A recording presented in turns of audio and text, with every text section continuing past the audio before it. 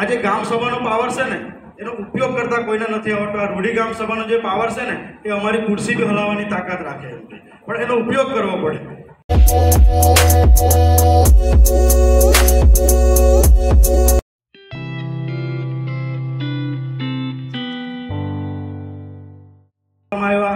રૂઢી ગામ સભા તો દરેક ગામોમાં અમે કરી જ છે, પરંતુ મારે તમને ખાલી એના વિશે જે એની તાકાત છે એ જ કહેવું છે। બે દિવસ પહેલા એક બહુ મોટા અધિકારી સાથે બેસ્યા હતા। એમણે એક જ વાત કરી કે કલ્પેશ કે આપણા વિસ્તારમાં આજે ગામ સભાનો પાવર છે ને એનો ઉપયોગ કરતા કોઈને નથી આવડતો। આ રૂઢી ગામ સભાનો જે પાવર છે ને એ અમારી ખુરશી બી હલાવવાની તાકાત રાખે, પણ એનો ઉપયોગ કરવો પડે। 2018માં રમેશભાઈ આવેલા અમારતા, અને અમારતા જંગલ જમીનનો વિવાદ હતો। અમારતા ફોરેસ્ટની 42 એકરની જગ્યા 42 એકર જગ્યા છે। અમે રૂઢી ગામ સભા બનાવી, રૂઢી ગામ સભામાં ઠરાવ કર્યો। આજે 42 એકરમાં ફોરેસ્ટના એક પણ અધિકારીને ઘૂસવા નથી દેતા। 2018 ને 2024 થી તાકાત રૂઢી ગામ સભાની છે। સાથે મોહના ગામચાળી ખાતે જંગલ જમીનનો પ્રશ્ન હતો, તમને કદાચ ખ્યાલ હશે। ફોરેસ્ટના અધિકારીઓ મિલિટરી લાવીને એ લોકો પ્લાન્ટેશન કરવાનું ચાલુ કર્યું। અમે ત્યાં ગયા, આનંદભાઈનો સંપર્ક કર્યો, આનંદભાઈ બી પહોંચી ગયા, અને ફોરેસ્ટના અધિકારીને એક જ વાતમાં કહી દીધું, આ જંગલ અમારી 5મી અનુસૂચિ વિસ્તારમાં આવે છે, આ જંગલના માલિક અમે છે, અમારી પરમિશન વગર તમે અહીંયા પ્લાન્ટેશન કરશો તો તમે હાઈકોર્ટમાં ઘસેડી જશું। તે દિવસ અને આજનો દિવસ ત્યાં કોઈ પણ અધિકારી પ્લાન્ટેશન કરવા ગયું નથી। એ રૂઢી ગામ સભાની તાકાત છે। થોડાક વર્ષ પહેલા, લગભગ ગયા વર્ષે નડકદરી ગામમાં એક ફોરેસ્ટરનો ઈગો હટ થઈ ગયેલો કે અહીંયા કેમ નહીં કરવા દે। આપણા આદિવાસીઓનું ખેતર હતા, એમાંથી એ લોકોએ ભાત ઉખેડી નાખ્યું અને ત્યાં પ્લાન્ટેશન કર્યું। એટલે ત્યાંના આગેવાનો બધા એક થઈ ગયા, કારણ કે ત્યાં કેવું, ઘણા લોકો પાસે જમીન તો ખરી પણ ફક્ત કબજેદાર છે, કોઈ માલિક નથી, 7/12માં કોઈનું નામ નથી, અને ફોરેસ્ટની જગ્યામાં જીવે છે આપણા લોકો ઘણા। એટલે ત્યાં અમે ગામ સભા કરી, ફોરેસ્ટના અધિકારીઓને આમંત્રણ આપ્યું, મામલતદારશ્રીને પણ આપ્યું, બધાને આપ્યું, પણ કોઈ આવ્યું નહીં। ફોરેસ્ટના અધિકારી આવ્યો અને તાલુકામાંથી એક નિમેલ અધિકારી આવ્યો। અમે ગામ સભામાં ઠરાવ કરી દીધો। ઠરાવ કરીને એક જ લીટીમાં કહી દીધું, ગામ સભાની પરમિશન, રૂઢી ગામ સભાની પરમિશન વગર કોઈ ગામમાં આવવું નહીં, અને આવ્યા તો એની જવાબદારી પોતાની રહેશે। ત્યારબાદ લગભગ 500થી વધારે પોલીસના સ્ટાફ સાથે નડકદરી ગામમાં પ્લાન્ટેશન કરવા ગયા। અમે ત્યાં 3-4 હજાર માણસ સાથે, પરંતુ તે ફોરેસ્ટના અધિકારીએ તે 500ના સ્ટાફ સાથે અમારી સામે ઝૂકવું પડ્યું। એણે કહેવું પડ્યું કે આ જમીન તમારી જ છે, તમે જે રીતના કહેશો એ રીતના કરીશું। એ રૂઢી ગામ સભાની તાકાત છે।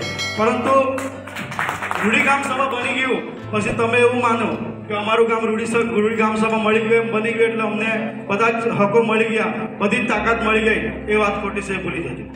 કે તાકાત આપણે ઊભી કરવી પડશે, આપણે બનાવવું પડશે। આપણું ગામ રૂઢી ગામ સભા બન્યું છે ને, તો કોઈ અધિકારી આવે ને તો એને પૂછવાની તાકાત રાખવી પડે કે ભાઈ તું અમારા ગામમાં આવ્યો તો પરમિશન લઈને આવ્યો કે ના, નહીં આવ્યો, નથી પરમિશન લીધી ને તો એને કહી દેવાનું નીકળી જાય ગામની બહાર।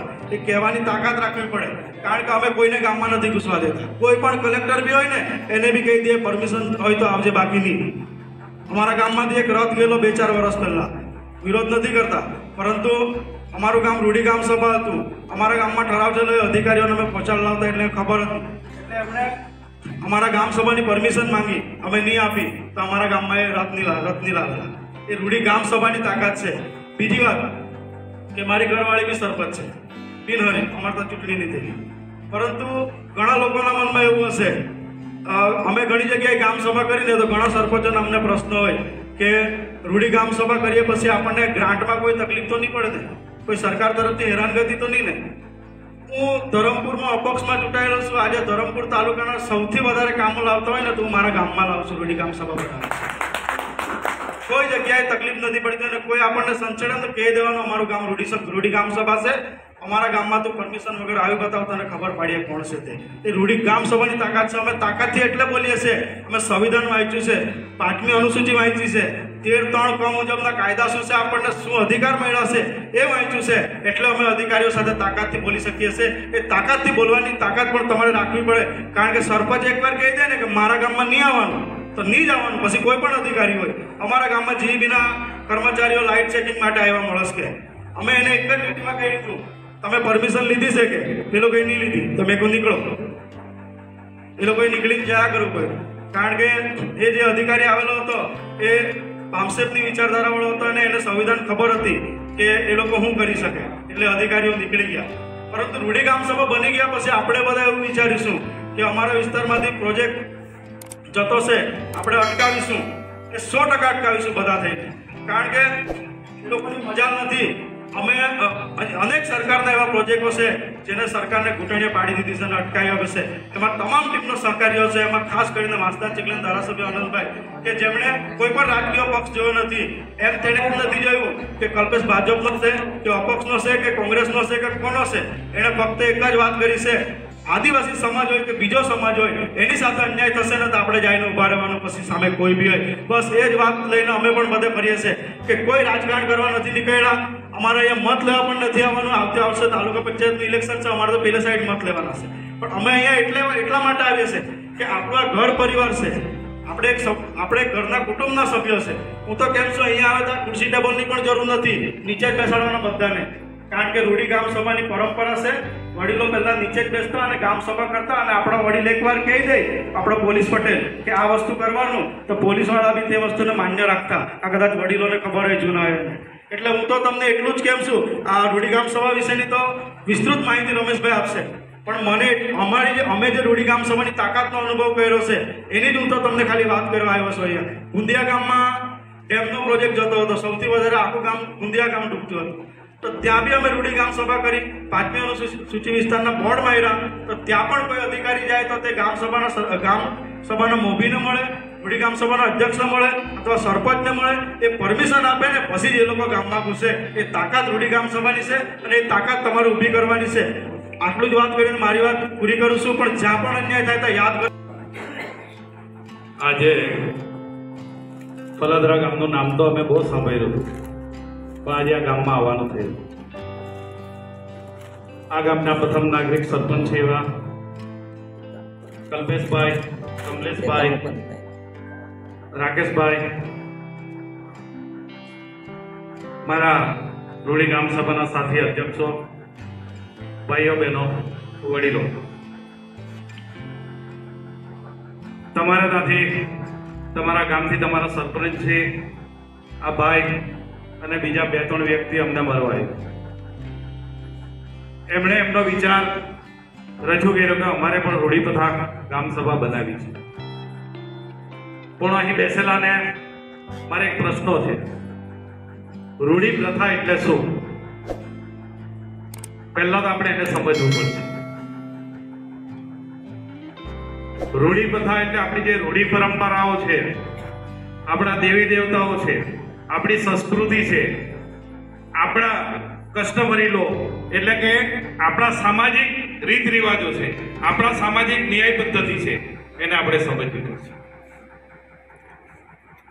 કમલેશભાઈ, કલ્પેશભાઈ વાત કરી ગયા. 2 દિવસ એવી સરપંચને કીધેલું કે આપણે તો પેલા પોલીસ પટેલ પ્રથા હતી.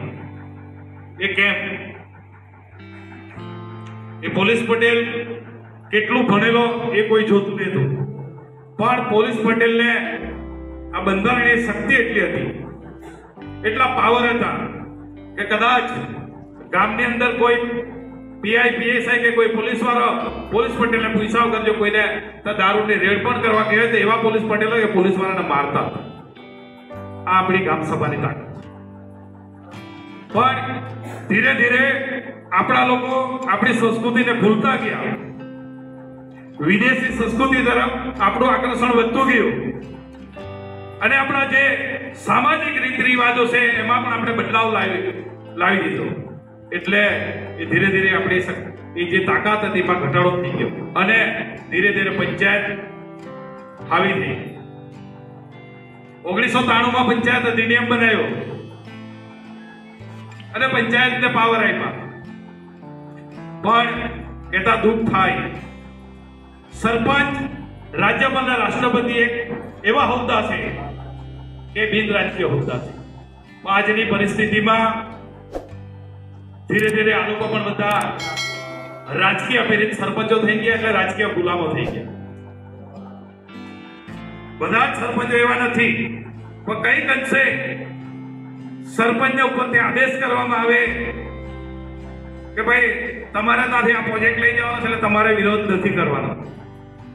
સરપંચ જે પાર્ટી સાથે હોય, જે પાર્ટીની સરકારો બેસેલી હોય એને એનું માનવું પડે છે. પણ આ ફલદરા ગામનું નસીબ સારું છે કે તમારા સરપંચ આ બાબતે આગળ આવ્યા છે લડાઈ. મિત્રો, આબોહવા બંધારણ છે. રૂડી બધા ગામ સભા બનાવતા પહેલા મને એવું લાગે છે કે અહીં બધા ભણેલો ગણેલો વર્ગ વધારે છે. તો આ બંધારણને આપણે સમજવું પડશે. બંધારણે અનુસૂચિ 5 આપી છે. બંધારણે આપણને આદિવાસીઓને બંધારણની અંદર આપણા માટે અલગ એક બંધારણ છે, જેને 13(3) ક અને 19(5)(6 એમાં જે એક વખતમાં તમે કઈ આ વાતને સમજી નથી શકવાના, કારણ કે અમને બી સમજતા ઘણો સમય નીકળી ગયો. એટલે ધીરે ધીરે આ બાબતે આપણે વિચાર વિમર્શ કરીને અભ્યાસ કરીને આ વાતને આપણે સમજવાની છે, તો જ આપણે એમાં સફળતા મેળવી શકીશું. બનાવો હોય તો આપણે રૂડી બધા કાલે બનાવી દઈએ, પણ એનો કોઈ મતલબ નથી. જ્યાં સુધી એ વાતને તમે પૂરેપૂરી નહીં સમજશો, એમાં જે આપણને વિધિનું બળ મળ્યું છે, આપણને જે શક્તિ મળી છે, એ શક્તિને આપણે પૂરેપૂરી નહીં સમજશે ત્યાં સુધી આપણે કોઈને જવાબ પણ આપી શકવાના નથી. હું 2017 થી આ બાબતે લડત ચલાવશું અને 2018 અમે પણ કામ સભા બનાવી, તો અત્યાર સુધી અમે પણ સંઘર્ષો કર્યા છે. હું પણ